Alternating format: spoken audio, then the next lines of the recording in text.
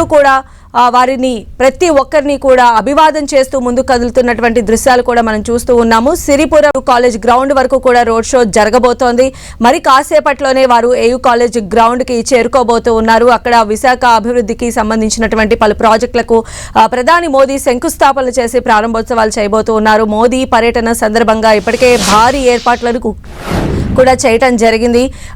మొత్తం ఆ ప్రదేశం అంతా కూడా పోలీసుల పహారాలో మారిపోయింది. ఎక్కడికక్కడ ప్రజలను నిలువరించే విధంగా వారికి ఈ రోడ్ షోకి సంబంధించి ఎలాంటి ఇబ్బంది కలగకుండా ఆ రోడ్ షో అంతా ఆశాంతం కూడా ఎంతో కట్టుదిట్టమైనటువంటి భద్రత కల్పిస్తూ ఈ రోడ్ షో జరిగే విధంగా కూడా ఏర్పాట్లు చేశారు. ఇప్పటికే మనం చూసాం కూటమికి సంబంధించినటువంటి నేతలు మంత్రులు కూడా మోదీ పర్యటన నేపథ్యంలో దీన్ని ప్రతిష్టాత్మకంగా తీసుకొని అన్ని ఏర్పాట్లను కూడా దగ్గరుండి పర్యవేక్షించారు. మంత్రి లోకేష్ కూడా దగ్గరుండి ఈ కాలేజ్ గ్రౌండ్లో ఏర్పాటు చేసినటువంటి బహిరంగ సభ ఏర్పాట్లు కావచ్చు, వైజాగ్లో ప్రధాని మోదీ పర్యటన జరుగుతున్న నేపథ్యంలో ఎయిర్పోర్ట్ నుంచి ఏదైతే గ్రౌండ్ సభా ప్రాంగణం వరకు కూడా ఉండేటువంటి అన్ని ఏర్పాట్లను కూడా దగ్గరుండి పరిశీలించడం కూడా జరిగింది. దాదాపు 2 లక్షల కోట్ల విలువైనటువంటి ప్రాజెక్టులకు ప్రధాని మోదీ ఈరోజు శంకుస్థాపన చేయబోతూ ఉన్నారు. మెయిన్గా విశాఖపట్నం సమీపంలో ఉన్న పూడిమడక దగ్గర జాతీయ హరిత హైడ్రోజన్ మిషన్ కింద మొదటి గ్రీన్ హైడ్రోజన్ హబ్ని, అదేవిధంగా అత్యాధునిక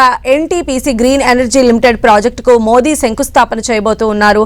అదేవిధంగా రాష్ట్రంలో ఉన్న 19,500 కోట్లకు పైగా విలువైనటువంటి జాతీయ రహదారులు, మొత్తం 10 జాతీయ రహదారులు, అదేవిధంగా 7 రైల్వే ప్రాజెక్టులకు కూడా ప్రధాని శంకుస్థాపన చేస్తారు. ఆంధ్రప్రదేశ్ని అభివృద్ధి పదంలో నిలబెట్టేందుకు అదే ప్రణాళికతో ముందుకు వచ్చినటువంటి కూటమి ప్రభుత్వాన్ని ప్రజలు భారీ సంఖ్యలో ఆశీర్వదించడం జరిగింది. అప్పటి నుంచి కూడా కూటమి ప్రభుత్వం అభివృద్ధిలో దూకుడుగా ముందుకు వెళుతూ ఉన్నారు. మనం చూస్తున్నాము, ప్రతి ఒక్కరూ కూడా కూటమి నేతలకు జై కొడుతూ పుష్పాలను వారిపైన వెదజల్లుతూ వారి ఆనందాన్ని తెలుపుతున్నటువంటి దృశ్యాలు మనం చూస్తూ ఉన్నాం. ప్రధాని మోదీ కూటమి ప్రభుత్వం ఏర్పడిన తరువాత మొదటిసారి విశాఖకు చేరుకున్నారు.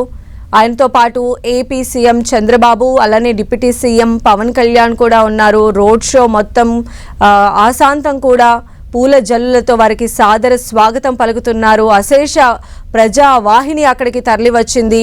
అటు కూటమిలో ఉన్నటువంటి 3 పార్టీల కార్యకర్తలు, నేతలు, అదేవిధంగా పొలిటీషియన్స్, ప్రజలు కూడా భారీ సంఖ్యలో అక్కడికి తరలి వచ్చారు. రోడ్ షో మొత్తం కూడా బ్యారికేడ్స్ని పెట్టేశారు.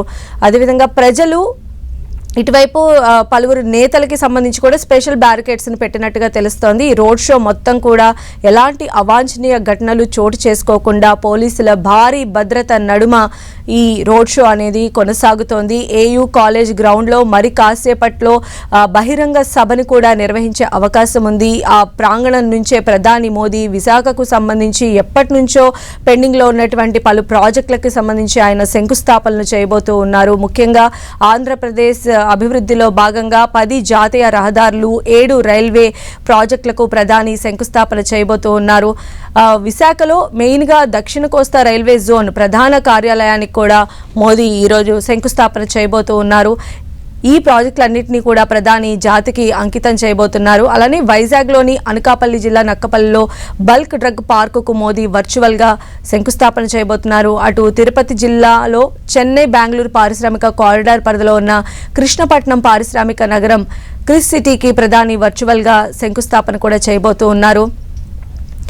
తన పర్యటనలో భాగంగా ప్రధాని మోదీ ఏయూ ఇంజనీరింగ్ కళాశాల మైదానం ఆవరణలో బహిరంగ సభలో మరి కాసేపట్లో పాల్గొనబోతూ ఉన్నారు. సభా ప్రాంగణం దగ్గర కూడా పోలీసులు మొత్తం కట్టుదిట్టమైనటువంటి ఏర్పాట్లు చేయడం జరిగింది. బహిరంగ సభకి ముందు నిర్వహిస్తున్నటువంటి ఈ రోడ్ షోలో ప్రజలు పెద్ద సంఖ్యలో తరలివచ్చారు. కూటమి పార్టీలోని కార్యకర్తలు అభివాదం చేస్తూ ఉన్నారు. 3 కూటమి పార్టీలకి సంబంధించినటువంటి 3 జెండాలు కూడా చేతబట్టుకొని కార్యకర్తలు అక్కడికి